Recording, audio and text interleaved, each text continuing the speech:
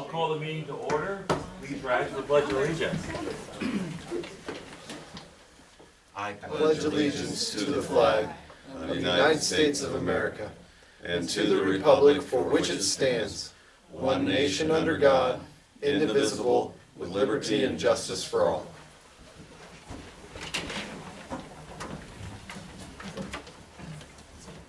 This is an open meeting of the Seward, Nebraska governing body. The city of Seward abides by the Nebraska Open Meetings Act in conducting business. A copy of the Nebraska Open Meetings Act is displayed on the north wall of this meeting room facility as required. Disclosure of meeting recording processes is posted in the meeting room. A participant sign-in sheet is available for use by any citizen addressing the council. Presenters shall approach the podium, state their name and address for the clerk's record, and are asked to limit remarks to 5 minutes. All remarks shall be directed to the mayor, who shall be determined by whom any appropriate response shall be made. The city of Seward reserves the right to adjust the order of items on its agenda if necessary and may elect to take action on any of the items listed. Please call the roll. Kaler. Here. Colterman. Yes. Miller. Yes. Singleton. Here. Tanya. Here. Morgan. Yes. Wilkin. Here. All right, first two items this evening make up the consent agenda. Move to approve. Second. We have a motion and a second. Any further discussion? Seeing none, please register your votes. Please display the votes. Voting in favor: Wilkin, Kaler, Tanya, Colterman, Miller, Singleton, Morgan. 7-0. All right, next we have administrative items. Item number 1, the Seward Foundation applications. 1A is the Seward Blue River Historical District, Seward County Log Cabin. This is a $25,000 request. And Pat, would you like to address the council? Welcome. I'm Pat Colburn, and I live at 441 North Fifth Street here in Seward. And we have put in a request for assistance with this project. About 20 years ago, when I was at the chamber, the cruisers had approached me because this log cabin is a true documented historical log cabin built in 1868, and it is behind their home, north of the Middle Creek Church. And they want it off of their land, but they know its historical significance, and they wanted to give it to Seward. And at that time, when I was working at the chamber, I did not have the time to pursue this because it's so hard to find a piece of ground. It's so hard to find the funding to do it, and all the time that it takes. And she approached me again. We saw each other at the county fair 4 years ago. And since then, I have, because I love history and because I've gotten so involved with history of Seward County, we decided to pursue it again and go for it. And it took 3 years to find a piece of land. And the wonderful thing is how it's falling into place this time. We are so thankful that John and Janice Heath donated nearly 5 acres of land south of town and a very visible on the approach to Seward. The reasons that I am so sincere about this is because I know that a city does not have the time, they don't have the budget to pursue something like this, and they just don't have the wherewithal to go after something like this. However, it is also about making our community better, and it will make a wonderful entryway, it will make a wonderful enhancement, it'll make a wonderful balance for all of our new industry out there, and it will make a place for people to pause and look. He also gave us that red building that's out there. And we were out there yesterday looking it over and surveying it, getting ready to actually clean up the stuff out there. And it will make a wonderful information center. It will make a wonderful, maybe exhibit hall. That's daydreaming further down the line. But it will make a good stop. We also have a lady who contacted the city of Seward a couple of years ago, and she wants to donate a historical marker. She said, and she came out and saw me last summer, and they will pay for the whole thing. So and it will be in honor of her great-grandfather's heroic effort to save a child along the railroad track south of Seward. So this is all fitting together, and it is also not just about sentimentality. It's about dollars, because it is an enhancement for our community, it is a rest stop for our community, and when people come into your town for the first time, and I know firsthand through Liberty House, they spend dollars. When they stay overnight, they eat, they buy gas, and they spend downtown. And I send them downtown on a regular basis. So I've had people from Denmark stop at Liberty House. I've had people from Germany. I took the map off the wall and gave it to them and said, here, look around. They are bypassing New York City and the coast, and they are coming to the heartland of America. So it's not just about sentiment. This is about dollars. There are 3 legislators right now in the state of Nebraska proposing that we spend over $30 million enhancing 3 log cabins in historic areas right now in the state of Nebraska. I don't know if they'll get the job done, but they are understanding how important it is for our state to tell our story. And our settlers in Nebraska have a historic story. They have an epic story. And when we get those folks off the interstate and through internet now to come to Seward, we can help share it. So, are there any questions? Any questions for Pat?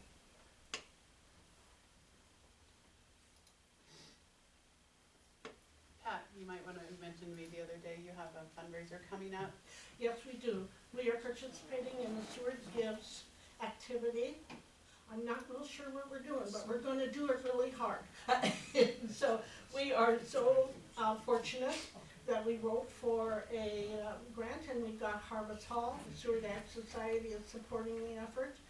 And we will be having a fundraising dinner there. And someone said, you need to tell the story. Folks really don't know what this is all about. So go tell the story. So you're all invited for nominal fee. And that was May 4th? May 4th. Evening? In the evening. The doors open at 6 o'clock, and the program will start at 7.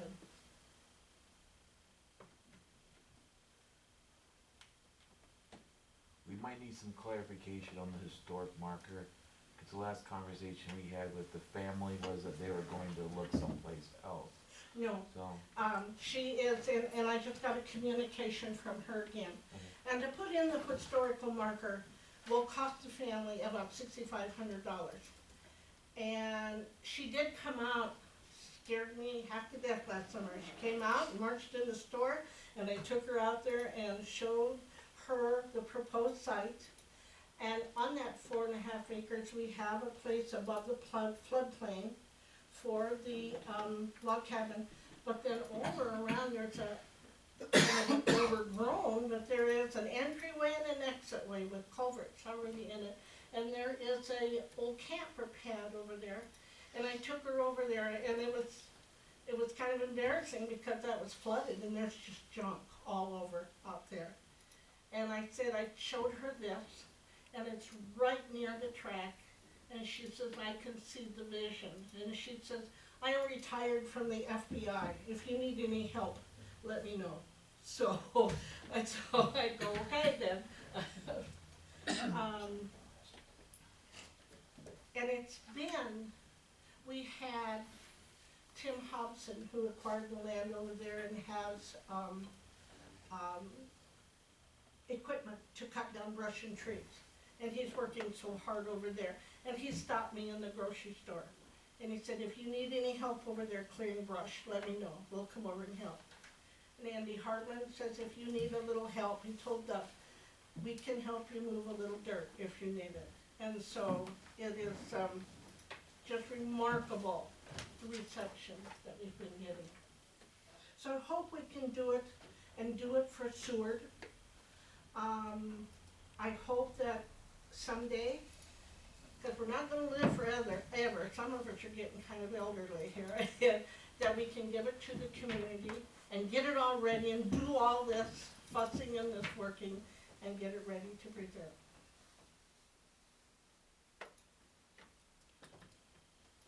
Pat, one of the things that are noted in your operating budget comments for the Seward Foundation application, it notes that the volunteer board of directors has made a commitment towards the completion and maintenance of this project. We are planning on ultimately offering this site to the community. Yes. That, I just said that. That is what we would hope to do in several years, is offer it to the community. And I say community because I'm not sure which entity, would it go to the city of Seward? Would it be coming with the county? It is within the Seward's 2.5 mile district. So, and I did check with our offices today. And at one time, I don't know how this gentleman ever got away with this, but it had city water, sewer, and utilities, all of it, and electricity. And we couldn't decide if he got mad and didn't want to do it anymore or not, but it does have those kind of utilities. There's historical reasons why I think it would be a benefit and a very appropriate addition to Seward. Because the old mill was right up there on the Blue River. Our park is right there. Tim is cleaning that mess up over there on South 2nd Street. Chief Standing Bear was forced march from Niobrara down through Ulysses and on the west side of Seward. And somewhere, and I'd like to offer this to maybe a Boy Scout going for his Eagle Bag, I need to know right where. Did he cross the Blue River right in that area, or did he walk along it? And his daughter died on this walk, and she is buried at Ruby. There is so much history along the Blue River. This is very appropriate and very fitting that it's in that area. So when you say give to the community, so is this the idea that maybe be like a city park, or something along those lines? Along those lines. Like I said, I'm not real sure how it would fit and where it would fit, but it should be given to the community. Okay. It should be Seward's. And we're willing to do all this, try to get it together, because nobody like I said, the people for the city that work for the city of Seward, they don't have time or budget to do this kind of thing. It takes hours and hours to find all this stuff. And so I think ultimately, yes, it should be with the city of Seward.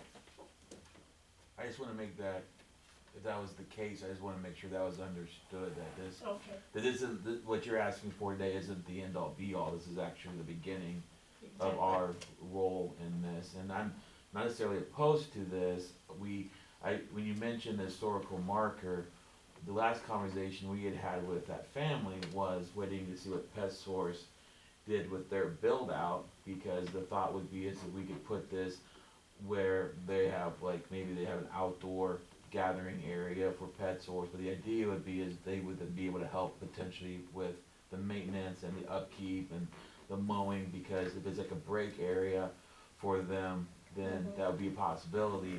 But the PetSource was just starting their expansion at the time, and the family didn't want to wait until after the expansion, because PetSource wasn't gonna, we had the conversation, but they needed to get the expansion done first so they could see where everything was gonna fit and potentially do something like that for the historical marker. We had, the discussion did not involve the cabin, because that wasn't something we Sure. were thinking of, but, and just so you know, there was a couple incidents back a long time ago where, somebody working on the train had like jumped off and rescue like a baby or something along the tracks, and it happened in 2 places around here on the what's now the BNSF line. So it didn't exactly happen right in Seward, but it was close enough to where the family was considering putting this historical marker. This one, there's another one that's more famous because that guy lost an arm doing it, and so apparently you lose a limb and you get more notoriety. Than our guy apparently was able to not lose a limb, but it's a little bit less famous than the other one. Mayor, she did send the story, and I Yeah. did look, and it was really, the gentleman at the time, we don't know anything about it now, you know. But at the time, 100 years ago, he got national Yeah, it was in the paper. acclaim, and it was all over, written in the Midwest and nationally. And he was awarded, and his daughter Donna said that the award is over in a vault in Hastings, someplace for him. And so it would be nice to have that come back. Also, looking towards the future, because one day it occurred to me that I didn't know what the heck I was doing out there. And so I called the Nebraska Game and Parks Commission and asked them to come out. And he says, you don't really, he says, you just maybe want to mow pathway through and have little signage and tell the different stories. He says, you probably don't even, you want to clean it up and get all the trash out of there and the locust trees out of there and everything. But he says, you maybe want to try and do it naturally. And so that it is low maintenance, so that the beauty and I love going out there and sitting, it's quiet. It's so weird to have it quiet that close to town. And then we are so lucky because Jeff Hagee approached me and volunteered to be on this committee, and he's retired NRD, Natural Resource District. And so he can guide us a little bit to do this the intelligent way. Thanks, Pat. Any other questions for Pat?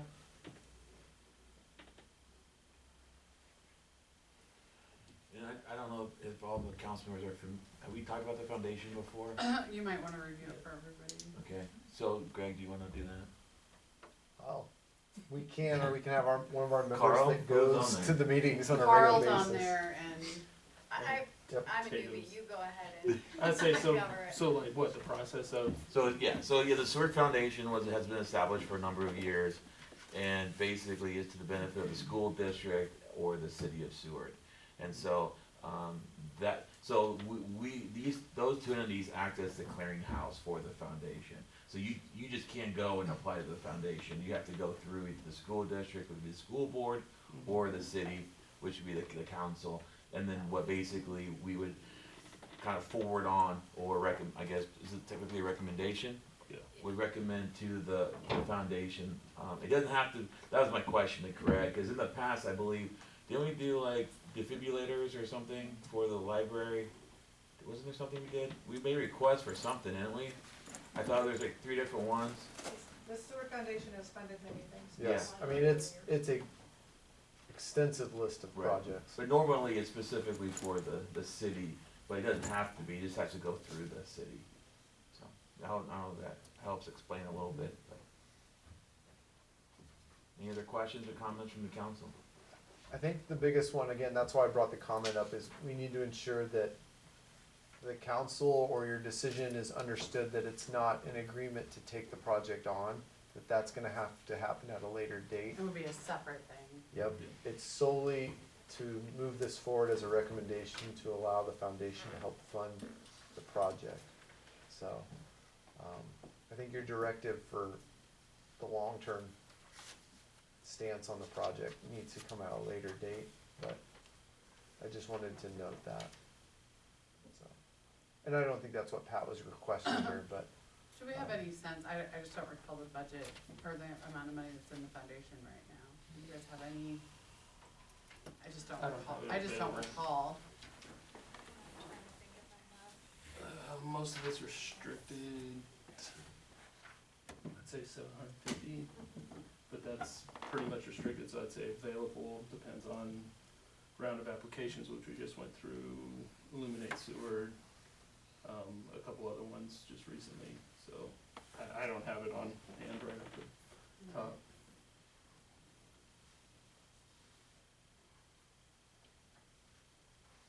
I think my only concern is the long term of handing it over to the Seward and incurring that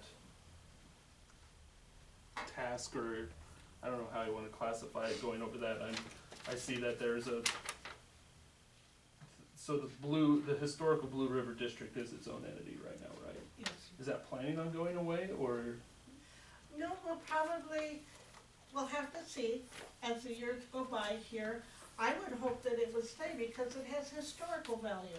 those people could always, maybe the volunteers, if we could set up a structure to have it continue. What a boon to have them minding the historical, facets of the area.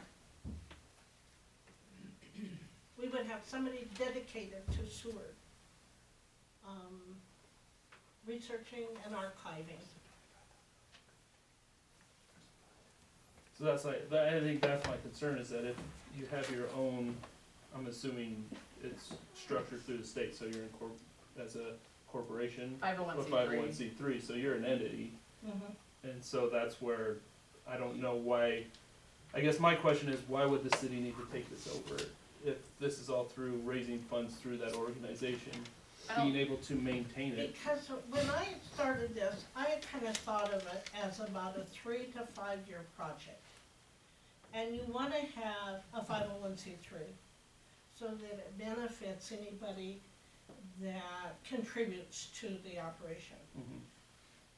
But after this project is completed, or on solid footing, why wouldn't we turn it over to Seward? That's what I'm thinking.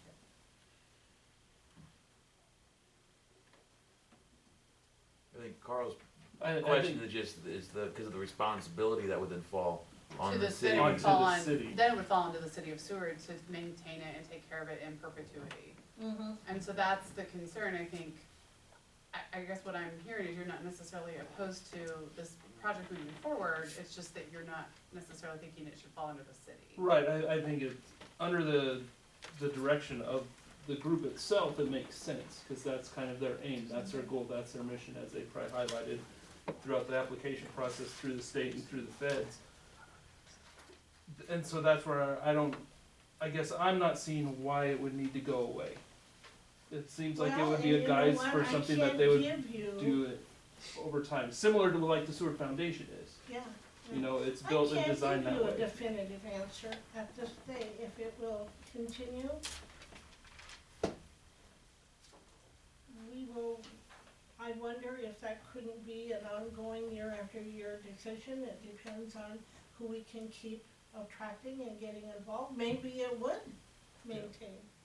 I still think, and I'm not knowledgeable enough, I still think it would be better protected under the city eventually in the future. But for the next 3 to 4 years, I can see it being a totally independent. We have insurance, we have our 501c3 designation, we have a small board of directors, and we are gathering volunteers very successfully. I think that this should be an ongoing partnership with the city of Seward, so that we don't do anything that would go against the city.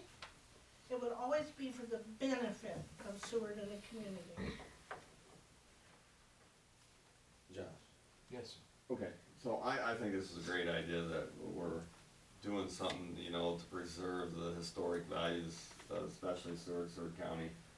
Right now, we're not having to worry about who's gonna take care of it, cause you're saying it's gonna be all under you currently for right now. The only thing we need to do tonight is forward this on to the foundation to make a determination. And then after, say, 5 years, it comes back to us, then we can make a final determination what we're gonna do. But for now, we just need to forward this on and let the foundation determine if it's gonna get passed or not passed. I think I agree with that, and I have confidence in enough in the volunteers. Yeah. That they will always do and think Yeah. the right things for the community. So we got 5 years to determine what we're gonna do. Yeah. If the foundation approves. It looks like in January we had just under 200,000, but again, we had a few. I don't remember, Carl, how much was with the lights, that was 6, and then, maybe 20 or 30 less than that now, but. And if this does get recommended along to the foundation, they can choose the dollar amount, right? Eventually, that would be the Okay. decision. Right. Yep. This is common. The only reason I brought up that issue, and I thank John for making that point, is that we have a lot of volunteers and civic organizations, and they do a lot of projects. and even if the intent is for the organization to maintain that project, I always operate under the assumption, it's like loaning a friend money. I don't assume I'm gonna get paid back, or I'm not gonna loan the money. I assume at some point we will be, you know, we're operating on the assumption that we, the city, would take over this at some point. Whether it's the golf course, or it's the welcome to Seward sign, or whatever the issue is. I just wanna make sure, especially with newer council members, that to make the decision right now, they're not asking for that, but, I think you're kind of signaling, I think, to some extent, that that's at least a possibility in the future. And, you know, we do already have a lot of parks and a lot of maintenance work, and when you have and that's why I was checking the location, cause when you have a park that's not close, when we have like Cottonwood, for example, is one of probably the more isolated parks, and it's back kind of behind McDonald's, that most people don't even know is there. But, you know, to go and mow it doesn't sound like a big deal. Well, you know, it just, you have to trailer it and get it over there, untrailer, mow it, trailer it, move it back, you know, just, again, not the reason not to do this, but it isn't as simple as simply, you know, paying for the project itself. Cause people get really excited about the initial project. It's like a wellness center. It's the maintenance, it's the O&M, the part that we look at that makes us nervous is, you know, being able to make sure that that doesn't get into disrepair, that whatever the intent was, that we honor that intent going forward, and we're very respectful for the time and the effort that we put in initially, so it doesn't look like we had dropped the ball, whether it's 3 or 5 years from now. So that was my only point. Anything else? And I'm just reiterating that fact, because when you look through the initial cost, and Pat provided a really nice budget. I mean, we have things in here like restrooms, a refurbished metal building, which I think is the Welcome Center. Is that what that will turn into? I heard Welcome Center somewhere. That's what we wouldn't be the Welcome Center. Not for the city of Seward, but for this site. It's a Yeah, welcome yeah. center for the site to educate you about it and things like that. We also would have all kinds of material in there, of course, about our area and Yeah. everything, but we aren't setting out to be the Welcome Center of Seward. And I understand that, Pat. That's not the point I'm getting at. Is Okay. it's also got tables, chairs, insulation, HVAC, fans, utilities, Wi-Fi, security cameras.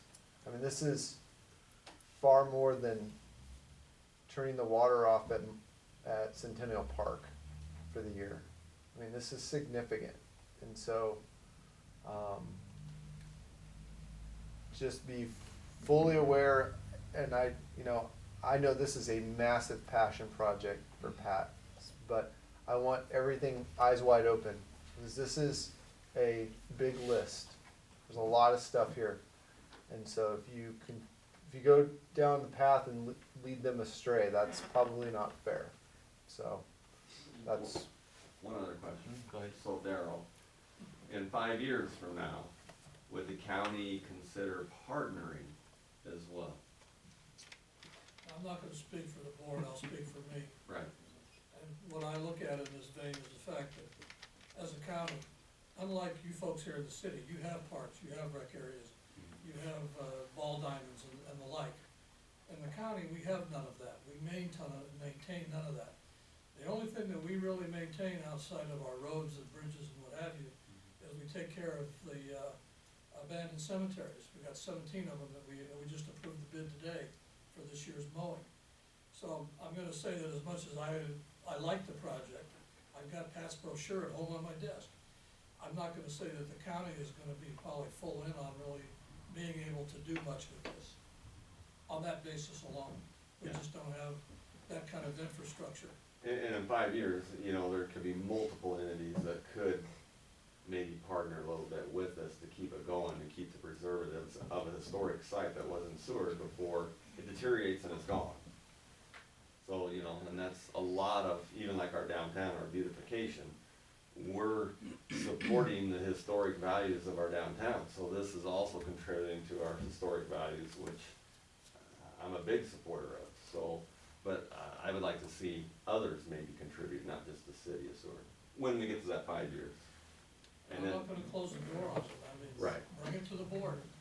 And if there's a passion on the board for doing this, then maybe I'll step still be there, I don't know.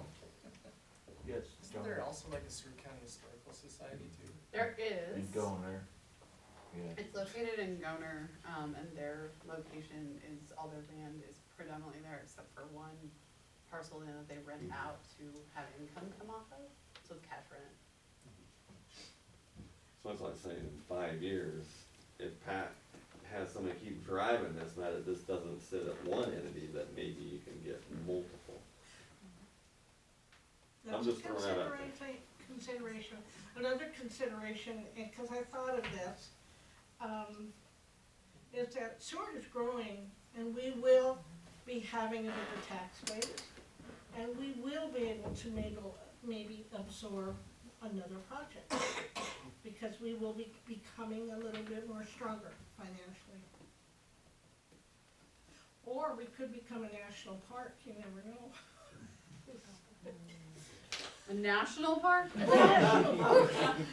don't think this budget's big enough for I went right by state of Nebraska park. So basically, Josh, we're just approving to go to the foundation now to see where it goes, if it passes or not passes. And myself, I'll go ahead and make the motion. Is there a second? I'll second. A motion and a second, is there any further discussion? I'd say the only other thing is that if there's any comments that you wanna have that goes to the foundation in discussion on this, then like that would be good to have.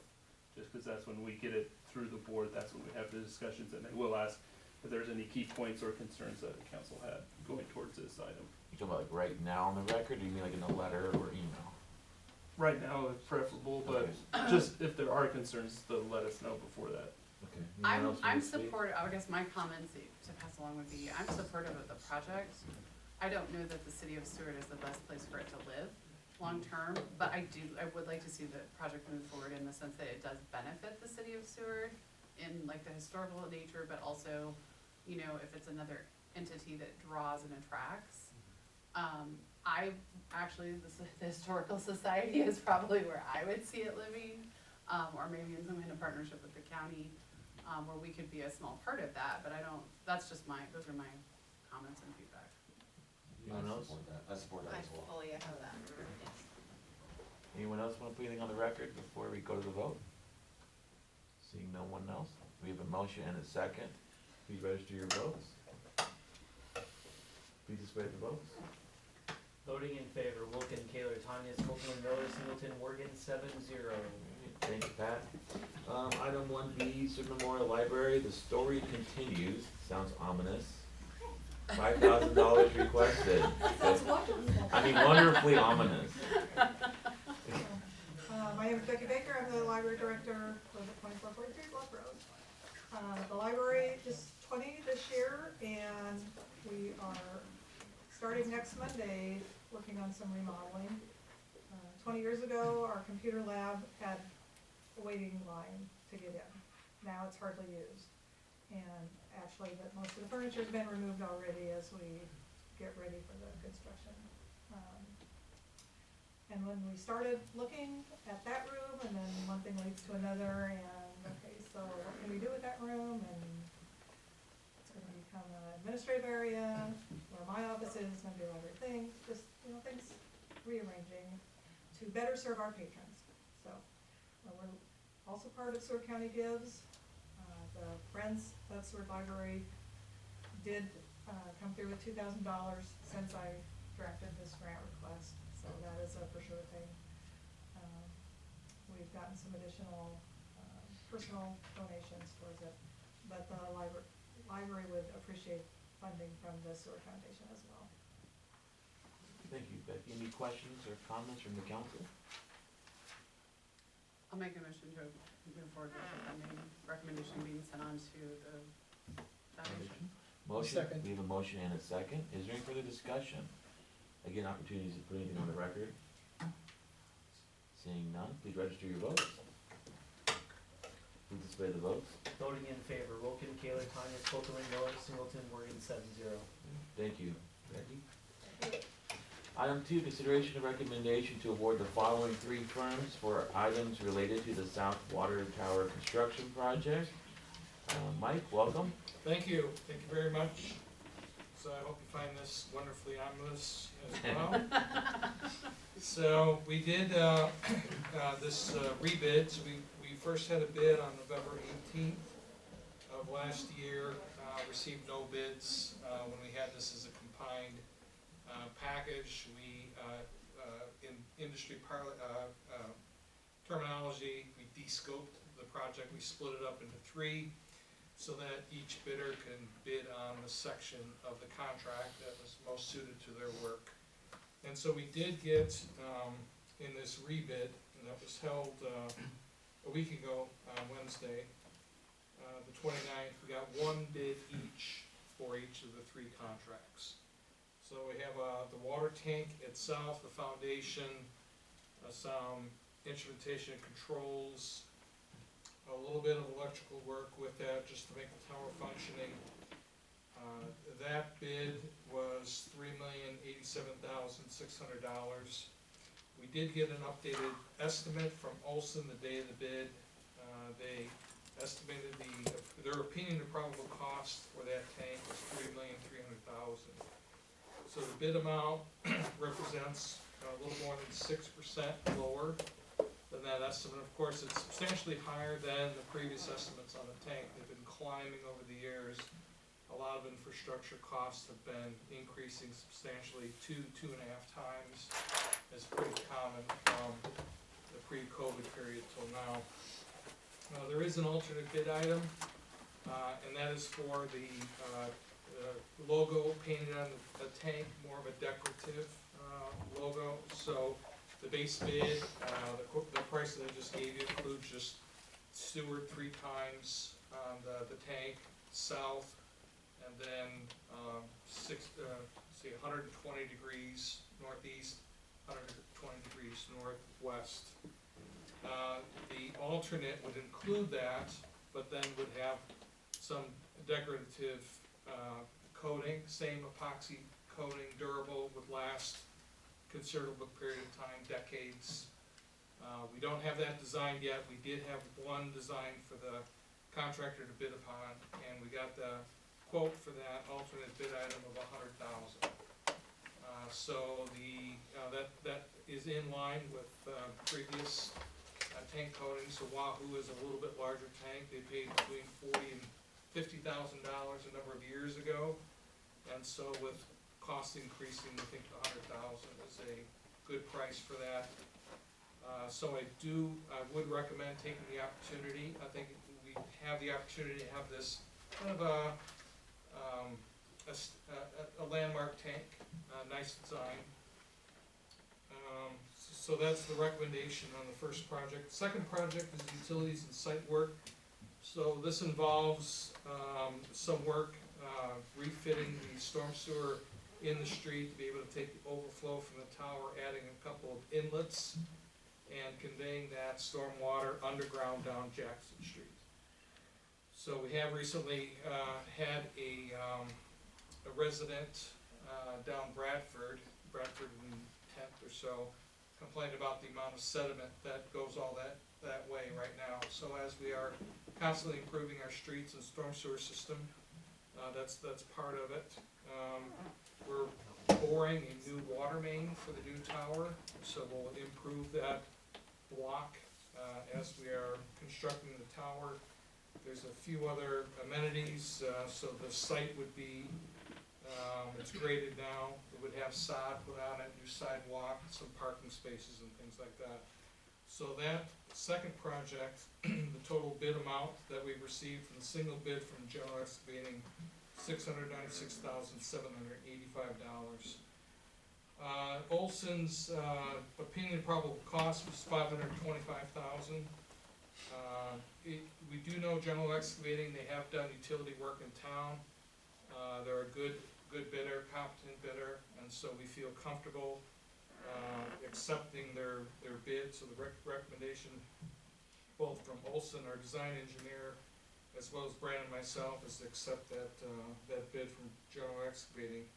Third project is for demolition, and so this would be in a year once the new tower has been fully commissioned and operational. Then there would be a project to take down the existing tank.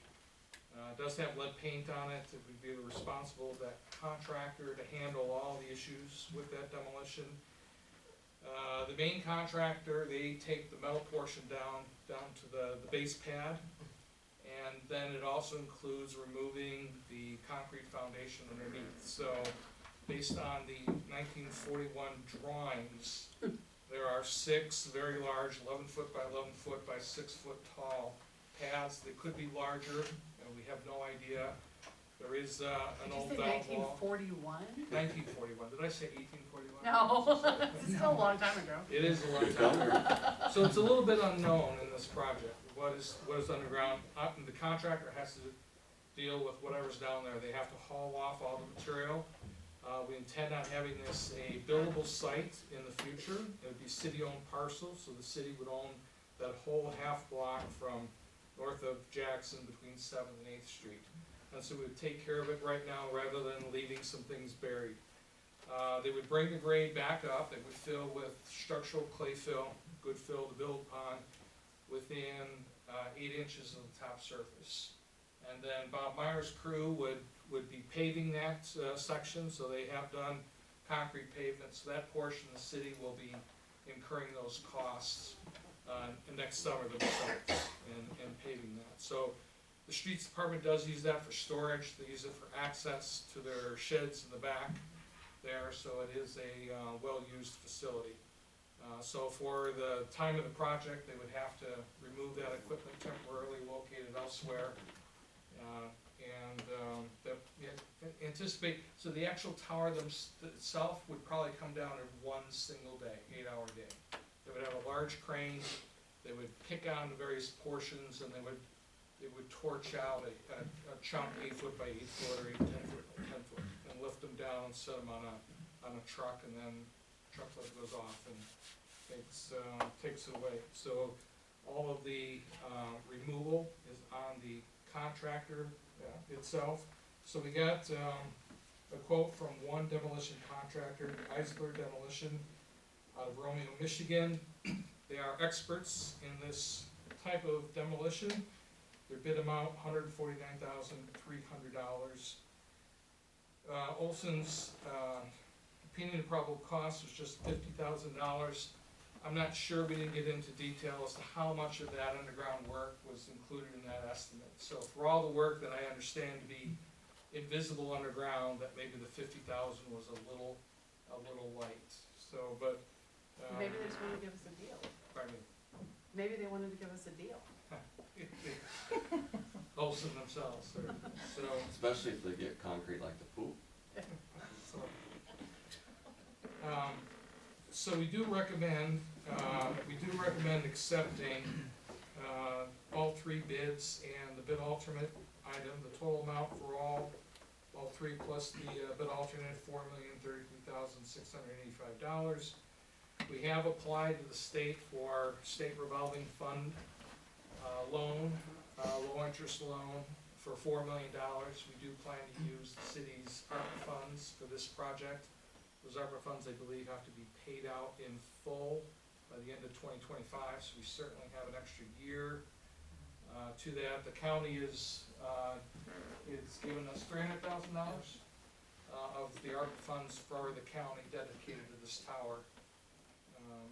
And we do have some funds in the CIP project as well, funding for this year to cover these costs. The costs have risen substantially. We do think these are all 3 good contractors. The tower contractor, Sioux Falls, South Dakota, one of the reasons we got one bid is the other tank manufacturers are at a distance away. They did not believe they could compete, and so rather than spend the effort to create a bid, right now they have so many projects that are being very, very selective. And so McGuire Iron is a very good contractor. They've put up many tanks in the state of Nebraska, and we think they'll do a very good job. Sioux Falls is not that far away, and so we feel confident in all 3 bidding contractors. So our recommendation is to approve award of all 3. Thanks, Mike. Any questions or comments from the council? Yes. Some weeks ago, I had a conversation with Mr. Wendy about the infrastructure in that area, where the aging pipes and the aging system, and I don't know if you wanna go through that just real briefly about the modifications for such a large tank and how it could not, you know, steps will be taken so it's not gonna create problems for the homeowners in the area that are gonna be directly involved in that. Are you speaking about the overflow from the tank I'm or talking other about- things? Yeah, I'm talking about the pressurization and Mhm. the age of the structures in that area, Mhm. the main water lines and lines to the residents and so forth. Yeah, that's indeed correct. So as we have the opportunity, when we have to remove pavement, we do try to make sure that all the buried infrastructure is updated at the same time, so we don't have to saw up good infrastructure and to get at things that fail over time. It should improve, it should redirect, it should lighten the storm sewer load on Bradford Street itself, move it on to Jackson, which has plenty of capacity. It also takes the old style of managing stormwater from when Seward was first platted on, where there's used a lot of street drainage. And certainly at 100-year storms, you're effectively using the gutters and the street surface itself as one large storm sewer. But for all other things, we essentially put it underground, we carry the sediment away. You'll see that there's a lot of sediment built up right now along the gutter lines, down Jackson, down 8th Street, and then down Bradford, quite visible. And that should all be improved and taken care of. So I do think all the residents in and around the tower will notice, not just aesthetically a more pleasing site, fully connected sidewalks, ADA curb ramps, all those things will be done, but also they won't notice the poor impacts, negative impacts that you have of living next to that facility. And also the residential water supply Mhm. flowing into each of the homes and so forth. There's a mechanism in place to not overload the system, the water system. and- Yeah, so the tank itself will be at the same water level elevation as the current tank, and we have the other tank north of here. And so that pressure won't change due to hold, Very actually. good, that's what I was looking for. Yeah, Thank you, yeah, thank you for absolutely the that. same. That's great. And Mike, correct me if I'm wrong, when we go through and kind of gauge pressure in the system, it's actually predominantly the highest pressure is in the lowest part of the system, correct? Correct. So, for instance, under the Blue River, where one of our largest water mains is, that we've had a few issues with over the time, that looks like a geyser blew up when it breaks. When you're closest to the water tower, that's actually relatively low pressure. Correct. And so, Compared to the rest of the system. yep, and so by having it at the same height, they'll experience roughly the same pressure, and it's exerted by that height. You raise the height, now the pressure is built up, because there's more force pushing down into the system. In some of our water main replacement projects, we are replacing, so along 6th Street, some of that is 3-inch and 4-inch.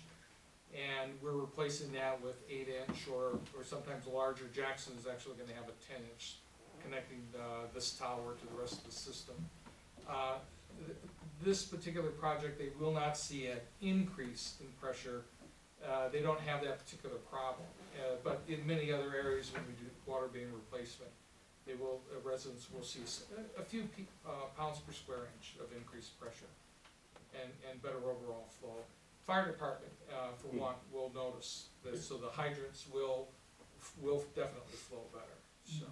Yeah, cause we have to, when we have a fire in that area, you have to watch, cause we'll collapse the water line. Even, there's other ones that have, so if you don't, watch your back on your fire truck, it'll collapse a water main and nothing flat if you don't know what you're doing. And to Rich's point, I mean, this obviously is an older part of town, so Yes, any it is. opportunities that we can to examine what's underground and make sure that we can update where necessary and not, and as well as, you know, whether pipes need to be made larger for more capacity, this is a good opportunity to at least address the issue in that area. Is that fair, Mike? It is fair. Okay. It is fair. Any other questions or comments from the I wanted to council? say one more thing, it's reassuring to know that you guys have looked at everything, the runoff situation and the overflow and the storm sewers and impact, as well as the residential water supply and getting it into aging pipes and getting those adjusted. so. This will be the second time you've been through that water tower since I've been there. There might be more. We've been But through even them with before the with new fire tower, trucks. It's my second though. Yeah. I'm still a newbie at this. One thing that Yeah. is striking is the existing foundations, 6 feet, standard foundations nowadays are 10 feet. Our soils there are poor enough where the foundation's anticipated to be 25 feet. The tank manufacturer go through that structural design. So a 25-foot hole, a deep hole, that'll be a 32 feet diameter of the finished foundation. That'll be a very big excavation. We'll have very few in the city ever as big as that one, so it'll be something to see, so. All right, thanks, Mike. Sure. With that, any other questions or comments from the council? Otherwise, we can take up each of these items. Item 2A would be the 200,000 gallon tank demolition bid. Move to approve. Second. Your motion and a second, any further discussion? Seeing none, please register your votes. Please display the votes. Voting in favor, Wilken, Kaler, Tanya's, Coltman, Miller, Singleton, Morgan, 7-0. Item 2B is utilities and site work. This is general excavating in the amount of $696,785. I'll move. Move for approval, is there a second? Second. Your motion and a second, is any further discussion? Seeing none, please register your votes. Please display the votes. Voting in favor, Wilken, Kaler, Tanya's, Coltman, Miller, Singleton, Morgan, 7-0. Alright, item 2C, 500,000 gallon water tower construction. This is McGuire Iron Incorporated. It is in the base bid amount of $3,087,600. So moved. Second. The motion and a second, is there any further discussion? Seeing none, please register your votes. Please display the votes. Voting in favor, Wilken, Kaler, Tanya's, Coltman, Miller, Singleton, Morgan, 7-0. Alright, next we have item 3, consideration of a resolution designating city items as surplus. Derek. Yeah, so every 6 months or so, we do a surplus auction here at the city. And basically, it's just to designate items that we no longer need, they've reached their useful life, as available for purchase or disposal. So we work with the department heads and gather a list of things that they don't need anymore or can't use anymore, offer them to the public, and if nobody wants them from the public, we'll get rid of them. The list presented is the stuff we have for this spring. You'll notice a lot of library-related items as they go through their refurbishment and reorganization over there.